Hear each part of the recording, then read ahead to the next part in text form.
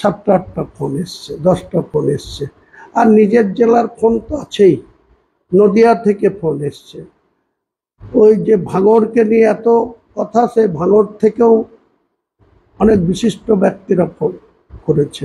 মোটেই না, আমি যদি ভবিষ্যতে এটা করি আর সত্যি সত্যি যদি এটা হয়, তাহলে আপনাকে প্রমাণ করে দেব ইলেকশন কমিশনের বিজ্ঞপ্তির পরে যেদিন কাউন্টিং ভেন্যু, সেদিনকে প্রমাণ করে দেব কত সিটে লড়লাম আর কত % সিট জিতলাম। আমার কিছু ব্যক্তিগত সম্মানহানি হচ্ছে এই তৃণমূল কংগ্রেসের একজন বিধায়ক হিসাবে। এই আগস্ট মাসেই আমি জমায়েত করে দেখাতে পারি যে আমার ডাকে 50,000 থেকে 1 লক্ষ মানুষ জমায়েত হবে। কিন্তু মুর্শিদাবাদ জেলায় রাজনীতি করি, তো মুর্শিদাবাদ জেলার রাজনীতিতে অনেক সমস্যায় জর্জরিত আছে। সেগুলাকে বহুদিন থেকে বলা হয়েছে, সর্বোচ্চ নেতৃত্বকেও বলা হয়েছে।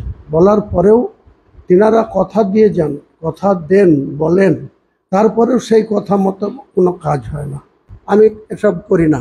আমার যারা বঞ্চিত, লাঞ্ছিত, অসম্মানিত, যারা গুরুত্ব পাচ্ছে না, যারা দলের অ্যাসেট হিসাবে, ভোট ব্যাংক হিসাবে ভোট দিচ্ছে, দলকে উজ্জীবিত রাখছে, দলের পক্ষে থাকছে, তাদের যোগ্য মর্যাদা দেওয়া হচ্ছে না। এই লড়াইয়ে আমি ভবিষ্যতে যদি নামি, তখন কে আমার বিরোধী পক্ষ, কে আমার সপক্ষ, সেটা এখনই পলিসি আপনাকে বলবো কেন।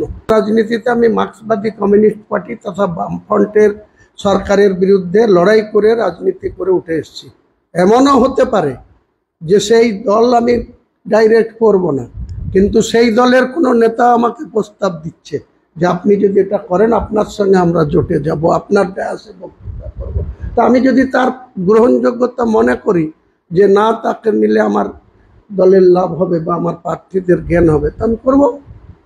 অধীর চৌধুরী কংগ্রেস করে, কংগ্রেসের নেতা অতীশবাবু, ওর থেকে অনেক সিনিয়র মোস্ট নেতা, এই জেলার রাজাবাবু বিমল চন্দ্র সিনহার ছেলে অতীশ চন্দ্র সিনহা।